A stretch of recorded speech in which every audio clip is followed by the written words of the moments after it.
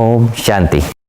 प्रजापिता ब्रह्मा कुमारी ईश्वरीय विश्वविद्यालय के आज अरावली पर्वत के पीस पार्क में आज हमारे साथ बनी हैं दीदी सुदेश, जो साकार मम्मा बाबा की पालना लिए हुए हमारा सौभाग्य है कि आज उनके साथ रूबरू होने का मौका मिला है।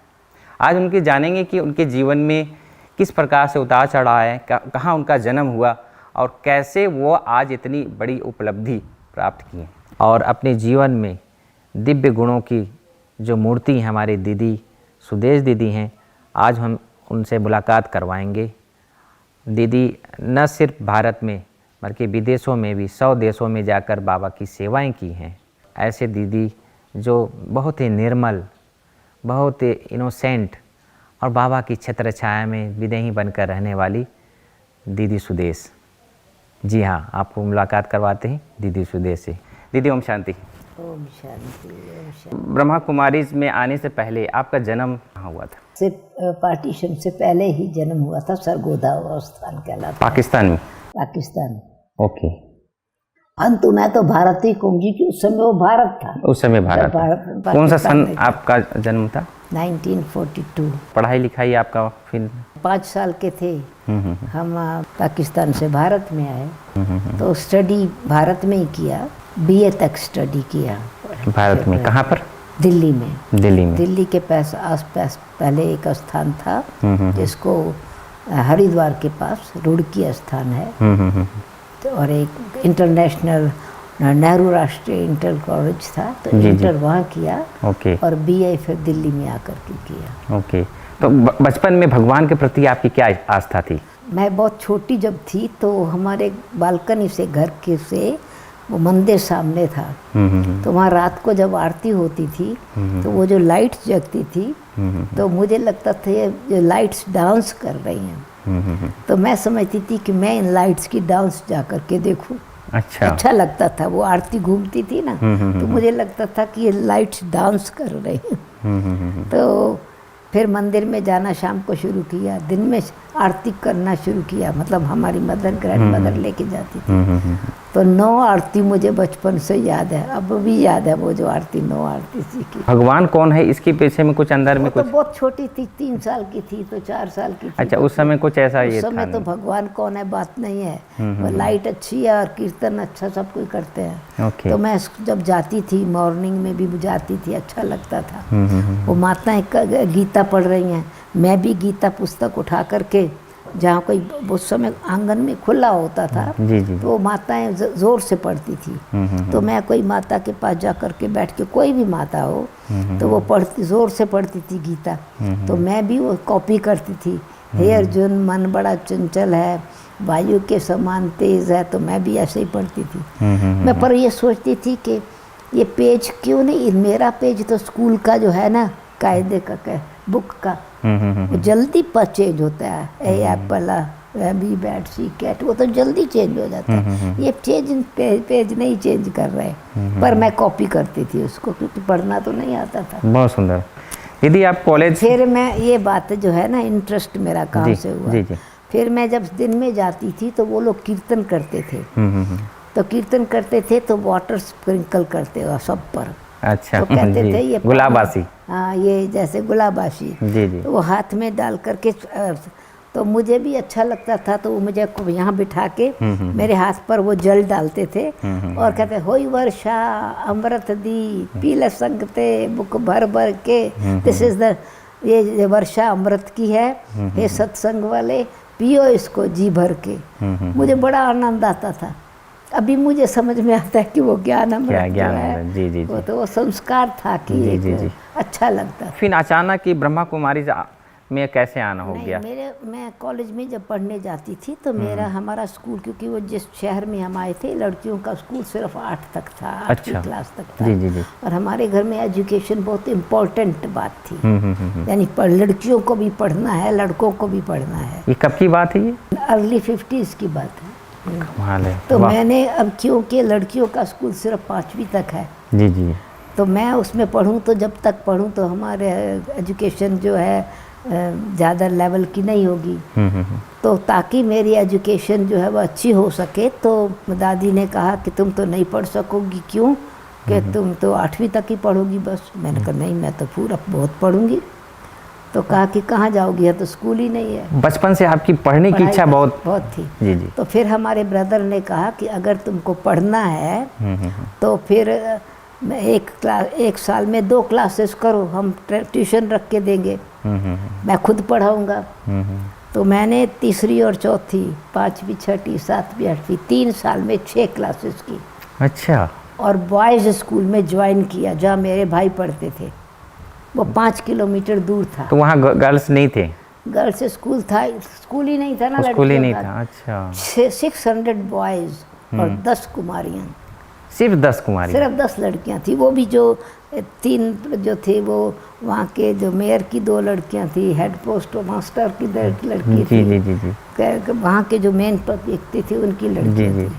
पढ़ने की आपकी बहुत लालसा थी? क्योंकि हमारे घर का रिवाज था, लड़कियाँ हों चाहे लड़कियाँ, पढ़ना ही है। पढ़ना ही है जी। हाँ। हमारे मामा जो है वो आई स्पेशलिस्ट हॉस्पिटल में आई स्पेशलिस्ट थे। हमारे फादर इंजीनियर थे। तो हमारी एजुकेशन तो हमारे घर का नॉर्मल सिस्टम था, लड़की हो चाहे लड़के हों। जी जी जी। पर मुझे पढ़ने का शौक था। जब मैं कॉलेज जाती थी तो रास्ते में हरिजनों की बस्ती थी, साधारण लोग रहते थे दिल्ली में। हाँ, ये यूपी में रुड़की के जी जी। और रास्ते में मुझे जो है उनको समाज सेवा करने का बहुत शौक था। मैं उनकी सेवा करूं, उनको कुछ मदद करूं। तो उनको जब कुछ देते थे तो वो तो पैसे से शराब लेकर के या सिगरेट पी जा करके खरीदते थे। अच्छा। कपड़े देते थे गरम तो बेच देते थे। तो इसलिए संतुष्टि नहीं थी। तो मेरी जो ज्ञान, फिर मेरे फादर की ट्रांसफ़र हो गई दिल्ली में। तो दिल्ली आने पर हमारी मासी ने वो ज्ञान में आती थी। उनसे मैंने कहा कि मुझे समाज सेवा का शौक़ है। तो उन्होंने कहा तुम सच्ची समाज सेवा करो, स्पिरिचुअल सोशल वर्कर बनो। तो भगवान के लिए तो मेरे को शुरू से ही प्रेम था। मैं मंदिर में कीर्तन करने जाती थी, कथा सुनने जाती थी। मुझे याद है जब मैं मैट्रिक पढ़ रही थी तो मेरा मैट्रिक का एग्ज़ाम नेक्स्ट डे था। पर क्योंकि हरिद्वार से लोग कथा करने आते थे तो मैं वो कथा कभी मिस नहीं करती थी। मुझे याद है रात को 10 बजे मैं कथा से वापस आई, एग्ज़ाम की तैयारी की और दूसरे दिन एग्ज़ाम दिया। शौक होता, शौक पढ़ाई का बहुत बड़ा शौक था आपका? पढ़ाई का शौक था, पर कथा का भी शौक था, सत्संग का भी शौक था, मंदिर में जाने का भी शौक था। और इसलिए बहुत कथाएं सुनी। हमारे फादर आर्य समाज में विश्वास करते थे। अच्छा। तो आर्य समाज की बातों का सारा पता चला। हमारे घर में वो जब हम छोटे थे तो हमारी ग्रैंड मदर जो है वो मक्खन निकालती थी और सर्वेंट्स को वो जो छाछ देते वो लेने आते थे। तो सवेरे रोज जपजी साहब का पाठ पढ़ते थे। अच्छा। सिख सुखमनी का। तो बचपन से मुझे सुखमनी याद हो गई, सिख धर्म की। आर्य समाज के फादर थे। मदर और ग्रैंड मदर वो मंदिर में विश्वास करती थी। इसलिए बचपन से ही वो वैरायटी ज्ञान भक्ति का एक स्वाभाविक रीति से समझ में आता। अचानक आपका रुख ब्रह्मा कुमारीज में? क्योंकि समाज सेवा का शौक़ था। तो जब मैंने मासी को कहा कि मुझे समाज का शौक़ है, सेवा का शौक़ है, तो उन्होंने कहा सच्ची सोशल वर्कर बनो, स्पिरिचुअल सोशल वर्कर बनो। उन्होंने ब्रह्मा कुमारीज का परिचय दिया कि ब्रह्मा कुमारीज जो समाज सेवा करती है तो सच्ची सेवा क्या है कि जो मनुष्य आत्माओं की अपनी क्वालिटीज़ हैं उनको उनका प्रयोग करना, उसके बारे में अवेयरनेस आना और अपनी कमज़ोरियों को अपनी हिम्मत से ख़त्म करना। किसी दूसरे के कहने से कोई आदतें छोड़ता नहीं है। पहली बार आपके ब्रह्मा कुमारीज में संपर्क में कौन से सन में आए थे? 57 में। जैसे आप आए ब्रह्मा कुमारीज में तो आपने 7 दिन का कोर्स किया था कुछ ऐसा? कौन आपके प्रेरक कौन थे आपके? पहले दिन मैं आई तो ब्रह्मा कुमारीज में मैं बाबा से ही मिली। अच्छा। एक बारी मैं आई थी ऐसे क्योंकि उन्होंने कहा था ब्रह्मा कुमारी हमारी मासी को हमने कहा था हमने डिटरमिन किया था, हमको पक्का था हमको शादी नहीं करनी है बचपन से। हाँ, हमको समाज सेवा करनी है। शादी करनी नहीं, क्यों मैं शादी करूं? अपना घर छोड़ के क्यों जाऊं?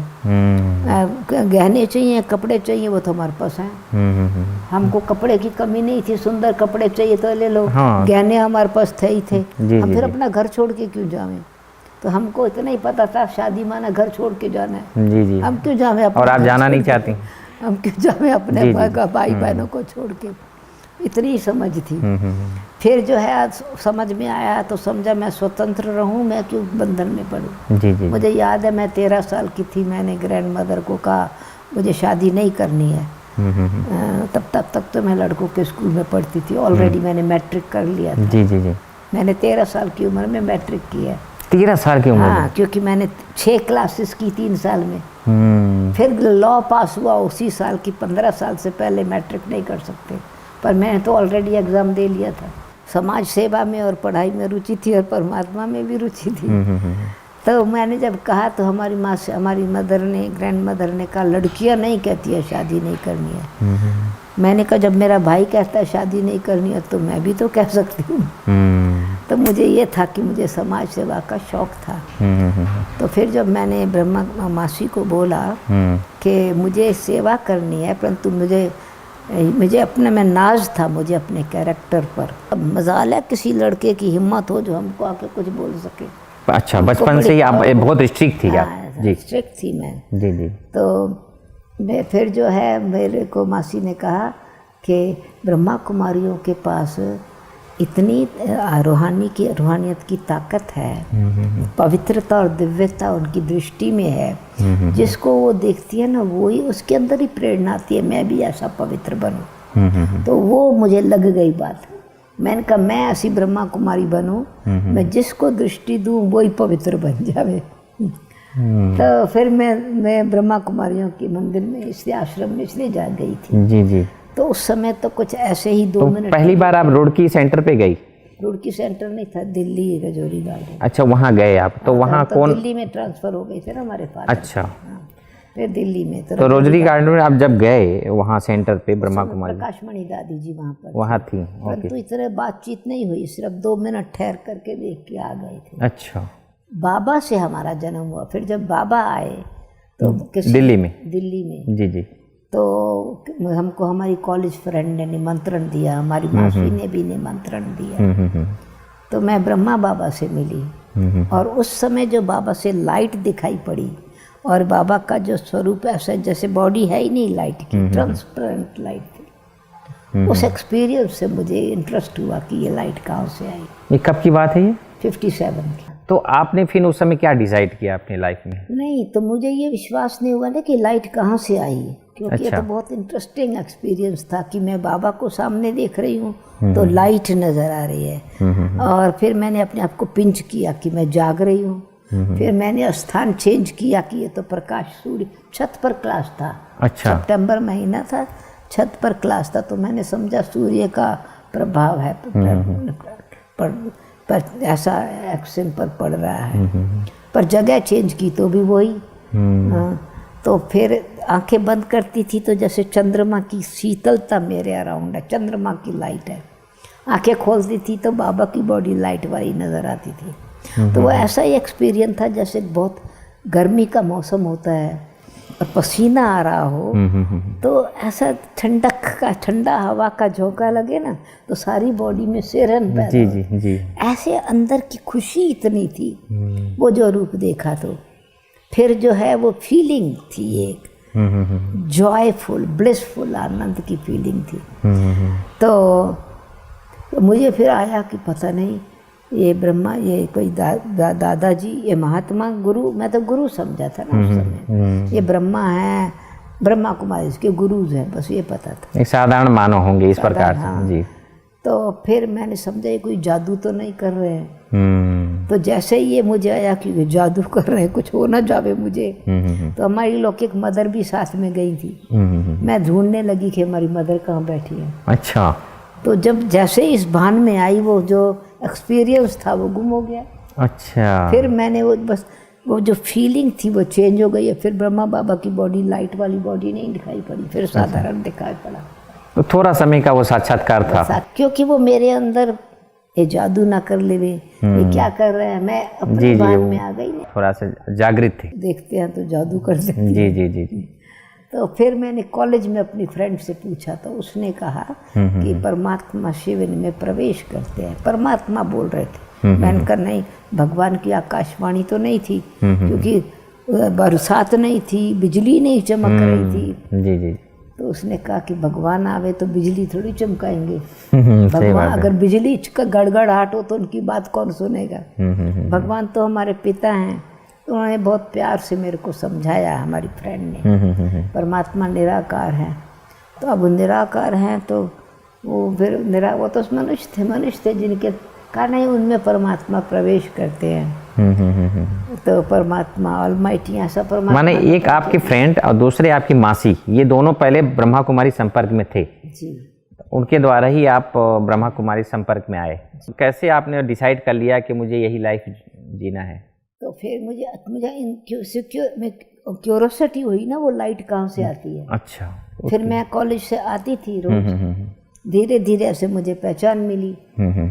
फिर जो है वो मुझे ज्ञान को बिल्कुल अच्छी तरह से समझ आने लगा। फिर मैंने समझा कि मुझे समाज सेवा तो करनी है, मुझे ऐसा ही जीवन बनाना है। और फिर मामा आई थी दिल्ली में ही। तो उस समय मैं कॉलेज से ही आती थी। अच्छा। तो मामा ने कहा कि मुझे उस समय किताब छप रही थी, ईश्वरीय ज्ञान, मनुष्य मत ईश्वरीय मत में अंतर। अच्छा। साथ में एक किताब थी, एक सच्ची गीता। तो मामा ने मुझे ये कहा कि आप पढ़ के सुनाओ, ताकि ये छपना है तो मैं कुछ भी करेक्शन देनी है तो। अच्छा। तो मैं मम्मा को पढ़ के सुनाती थी, तो मेरी बुद्धि भी खुलने लगी उससे। हाँ, तो क्योंकि संग मम्मा का मिल गया आपको। एक बारी मम्मा का क्लास हुआ, सब कुमारियों को बुलाया था। मम्मा ने कहा कौन काली पर बलि चढ़ेगी, अच्छा। कौन अपने जीवन को ईश्वरीय सेवा में समर्पण करेंगे। मम्मा ने कहा। हाँ, मैं उठ के खड़ी हुई, मम्मा की गोद में गई। मम्मा ने मुझे अपनाया तो मुझे ऐसे लगा जैसे शरीर का भान छूट गया। मैंने समझा मैं तो अभी बन गई बाबा की। मम्मा गोदी में जाते ही। मम्मा की गोदी में। बहुत सुंदर। देश छोड़कर विदेश में जाना कैसे हुआ? भारत में बहुत समय तक सेवा की ना जी। कहाँ कहाँ? 74 तक बहुत स्थानों पर। जयपुर में म्यूजियम खुला था, तो बाबा ने पहला म्यूजियम था जयपुर में भेजा। जी जी जी। दिल्ली में जितने भी आसपास के स्थान थे वहाँ सेवा की। दिल्ली में पांडव भवन में रहे, कमला नगर में रहे, रजौरी गार्डन में रहे, गुड़गामा में रहे। तो पहले तो 12 साल तक दिल्ली में ही थे जी। और फिर जैसे जैसे जहाँ जहाँ सेवा होती थी बाबा भेजते थे। साकार बाबा। साकार बाबा जी जी जी। हम जाते थे सेवा के। फिर 74 में जो है विदेश में जाने का प्रोग्राम बना। 74 में? 74 में दादी जान की 74 में गई, हम भी 74 में गए। महा बाबा ने जब 69 में शरीर छोड़ा तो आपके मन में उस समय क्या, आप कहाँ थी उस समय? उस समय मैं दिल्ली में थी, पर मैं बाबा से 4 महीना पहले मिली थी। मैं नवंबर में आई थी। मैं नवंबर में जयपुर से मधुबन में आई थी। उस समय ब्रह्मा बाबा क्या अंतिम समय आप देखे उनको? उस समय बाबा ने ऐसे चक्कर लगवाते, ट्रेनिंग सेंटर बन रहा था जी। तो बाबा मेरा हाथ पकड़ करके ऐसे दिखा रहे थे, यहाँ ट्रेनिंग सेंटर बनेगा, तुमको कुमारियों को ट्रेनिंग देनी है। ये बाबा ने मेरे को ड्यूटी दी थी। अच्छा। कुमारियों को ट्रेन करने, टीचर्स ट्रेनिंग देनी। अच्छा। है। और फिर बाबा मुझे दिखा रहे थे कि विशाल भवन जहाँ बन रहा है ना, वहाँ भवन कहाँ बनेगा, पार्टी कहाँ आकर के रहेंगी। तो जब बाबा मुझे ऐसे वहाँ पर अभी अपने पांडव भवन में देखा है कि जब स्टेप्स शांति स्तंभ से वहाँ पर विशाल भवन जाते हैं तो कुछ स्टेप्स बने हुए हैं, ढलान भी है। ढलान है जी। तो वहाँ चढ़ते हुए जब थोड़ा हिल था तो बाबा का हाथ, तो बाबा लंबे में, बाबा ने मेरा हाथ पकड़ के थोड़ा उठा, तो मुझे बाबा का हाथ नहीं लगा, जैसे एक ट्रांसपेरेंट लाइट की वो हाथ है और लाइट में उसमें से आ रही है, ट्रांसपेरेंट है। और फिर देखा तो सारी, क्योंकि वो हाथ नहीं लगा, फ्लैश एंड बोन्स नहीं लगा, वो जैसे कि लाइट का हाथ था। तो फिर सारी लाइट की बॉडी दिखाई पड़ी, वही वाला रूप जो पहला। तो मुझे लगा कि अव्यक्त बाबा यहाँ आ गए, सूक्ष्म वतन वाले बाबा यहाँ आ गए। तो मैं ऐसे ही खड़ी हूँ, जैसे मुझे देह का भान नहीं। बाबा ने मेरे को हाथ थोड़ा प्रेस किया, कहा चलो बच्ची चढ़ो। तब मुझे थोड़ा वापस में जागृति। जी जी। फिर बाबा ने मुझे वहाँ पर जो विशाल भवन बनने के लिए और ट्रेनिंग सेंटर का फाइनल सीमेंट लगना था, लास्ट कोट, तो वो जो मिस्त्री था वो मिक्स कर रहा था सीमेंट और रेत, जितना भी परसेंटेज चाहिए। तो बाबा ने कहा देखो बच्ची, ये मिस्त्री को इतनी समझ है कि कितनी रेत चाहिए, कितना सीमेंट चाहिए, क्या मटेरियल कितना मिक्स करना है। ऐसे ही ब्राह्मण कुमारी, ब्रह्मा कुमारी का जीवन का मतलब कैरेक्टर बिल्डिंग, चरित्र कितना ऊंचा होना चाहिए, मनमत नहीं मिक्स करनी है, ईश्वरीय मत पर चलना है, तो तब चरित्र बनता है। जी जी। बाबा जो श्रीमत दे रहे हैं उससे जीवन बनता है। तो ट्रेनिंग क्या है? परमात्म शिक्षाओं को जीवन में उतारना। तो आप 74 में दीदी आप गई विदेश में, आप बाबा कभी ने बनाया था प्रोग्राम हमारा, साकार बाबा ने, अव्यक्त बाबा ने, आपने कहा ना जी। तो जब मैंने ये बताया, ये एक्सपीरियंस मैंने किया जी। मैं दिल्ली में गई नवंबर में जी। मैंने बताया कि सूक्ष्म वतन वाला बाबा अभी मधुबन में है। अच्छा। और फिर जब मेरे को फ़ोन आया, मैंने ही फ़ोन उठाया था। अच्छा। मैं मेन सेंटर जो पांडव भवन है, अभी पांडव भवन है, जी, पहले उस समय करोल बाग था, बाबा ने ही मुझे भेजा था जी, जी, कि बच्चे अभी वापस दिल्ली जाओ, वहाँ सेवा है। तो मैंने जब फ़ोन उठाया तो मुझे विश्वास नहीं हुआ। मैंने कहा बाबा एक टेस्ट ले रहे हैं कि अटैचमेंट किसको है। बाबा तो सूक्ष्म वतन वाला फरिश्ता ही है, शरीर तो छोड़ा नहीं, तो लाइट की बॉडी है। जी जी जी। परंतु फिर भी मुझे ये था कि मैंने सबको फ़ोन किया, गुलजार दादी को फ़ोन किया, रजौरी गार्डन में फ़ोन किया, बाकी सेंटर्स पर फ़ोन। माना आपके अंदर ये नहीं था कि शरीर छोड़ा नहीं, थोड़ा विश्वास नहीं हुआ। जी। ये टेस्ट कर रहा है बाबा और देखते हैं कि किसको अटैचमेंट तो नहीं है। तो मैं सब तो गए खैर, क्योंकि प्रकाशमणि दादी जी ने फ़ोन पर बात किया तो, पर मेरे को यह था कि अगर बाबा ने यहाँ पर कोई रहना चाहिए, नहीं तो कहेंगे तुम्हारा, हाँ, क्योंकि इतना बड़ा म्यूजियम था। जी जी। बाबा ने वहाँ दिल्ली में म्यूजियम बनाया, निमित्त आपको बनाया। हाँ, तो अब मैं वहाँ पर ऐसे छोड़ के जाऊँ, ये ठीक नहीं था। तो मैं नहीं गई। फिर दीदी जी आई तो दीदी के साथ एयरपोर्ट तक भी गई, परंतु मन नहीं माना कि जिम्मेवारी को छोड़ करके जाना चाहिए। जी जी। तो फिर भोग लगवाया, क्लासेस चली जब तक 3। फिर दीदी ने फ़ोन किया मधुबन से कि तुम आ जाओ। अच्छा। तो फिर 21 को मैं गई। 21 को फिर मैंने जब बाबा आए तो मैंने कहा कि बाबा कुछ कारण होगा, ज़रूर दूरी होगी या मेरी कोई कमी होगी जो मैं नहीं आई। आप सचमुच शरीर छोड़ा व्यक्त हो गए और मैं नहीं आई। तो बाबा ने कहा तुमने सबूत दिया है वारिस बने का, रिस्पॉन्सिबिलिटी को संभाल। जब दादी गुलजार के तन में बाबा आए तब उस समय फर्स्ट टाइम बाबा जी जी जी गुलजार दादी के तन में आए, तो मैंने ये बाबा से पूछा था। बाबा के तो बहुत अनुभव है। और साकार बाबा ने जब 69 में 68 नवंबर में मैं गई तो तब बाबा ने कहा था मेरा रोज़ गुलाब का फूल आया है, सच्चा बच्चा आया है, विदेश जाएगी, बहुत सेवा करेगी। तो आप तो कभी विदेश गए नहीं थे, तो वहाँ पर फिर जाके अचानक सेवा कैसे करना है, कोई विचार कैसे? वो तो क्योंकि पता उसे एम से ही तो गए थे, सेवा करने के तो गए थे, योग सिखाने ही तो गए थे, राजयोग टीचर बनकर। बहुत सुंदर। दीदी आप वहाँ विदेश में इतना बड़ा बहुत बड़ा आपने रिट्रीट सेंटर भी बनाया, जर्मनी में, लंदन में, कहाँ आपने विशेष सेवा की? 100 कंट्रीज में गए। 100। और निमित्त अभी जर्मनी की हैं आप? जर्मनी में तो अभी है, बाकी तो जब रहते हुए ना 25 साल लंदन में रहे। 25 साल तक? ओके। 25 साल लंदन में, दादी, माई सेल्फ और जयंती बहन। ओके। और वहाँ रहते हुए फिर बहुत स्थानों पर सेवा के लिए गए, बहुत स्थानों पर सेंटर खोले। फिर जर्मनी में और यूरोप की सेवा पर, अभी यूरोप और जर्मनी टोटल समझो, लंदन, यूरोप, जर्मनी की सेवा पर है। आज हमने जाना कि समर्पित जीवन क्या होता है। वास्तव में परमात्मा के प्रति हमारा आस्था, ये विश्वास ही हमें ये प्रतीक दिलाता है कि हम आने वाले समय में हम एक एग्जाम्पल बनकर रहें। दीदी के जीवन से हमें प्रेरणा मिलती है कि हम भी परमात्म प्यार के पलकों में पलकर जन जन को हम मैसेज देते रहें, क्योंकि परोपकारी जीवन ही जीवन होता है।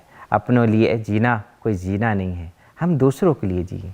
जैसे दीदी के जीवन में ही शुरू से ही उनको था कि हमें दूसरों के लिए जीना है, हमें शादी ब्याह नहीं करना है, सामाजिक सेवाएं करनी है। लेकिन ये पता नहीं था भगवान का सेवा करना है। लेकिन एक उनको चांस मिल गया और दीदी सेवा में लग गई और स्वयं साकार बाबा की मम्मा की पालना में पली दीदी सुदेश ने बहुत सारी अपनी विचारों को आप तक साझा किया। हम और आप दोनों संतुष्ट होंगे और अपने जीवन को ऐसी दीदी से प्रेरणा लेकर अपने जीवन को श्रेष्ठ बनाएं, क्योंकि हम जो इस दुनिया में हैं तो उस परमात्मा की देन है कि हम इस धरती पर रहें। इसलिए हमें कोशिश करना चाहिए, न कशिश करना चाहिए कि दीदी जैसा हम भी बने। और इनके द्वारा कितनी आत्माओं को परमात्म ज्ञान मिला है, उनको सकाश देती हैं और कई आत्माओं के प्रेरक हैं और जर्मनी के निमित्त हैं आप। और आने वाले समय में हम बहुत सारी इनसे हम बातें करते रहेंगे। आज इतना ही, तब तक के लिए ओम शांति। ओम शांति दीदी।